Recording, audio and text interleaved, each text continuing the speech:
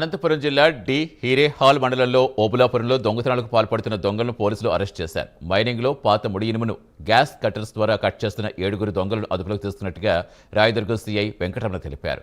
వీరితో పాటు మరో 3 త్వరలో అరెస్ట్ చేస్తున్నట్టుగా సీఐ వెంకటరమణ తెలిపారు.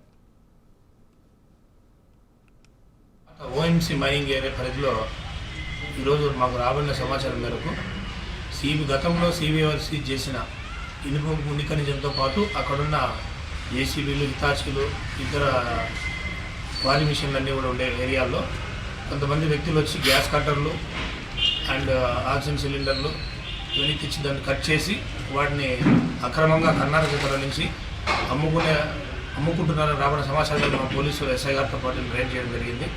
అక్కడ 7 మంది నిందితుల్ని అదుపులోకి తీసుకున్నాము. వారి దగ్గర నుంచి ఒక లగేజ్ బొలెరో ఆటోను, 2 గ్యాస్ కట్టర్లు, ఒక ఆక్సిజన్ సిలిండర్లు, అలాగే మన మామూలు గ్యాస్ సిలిండర్లు కూడా సీజ్ చేసుకోవడం జరిగింది.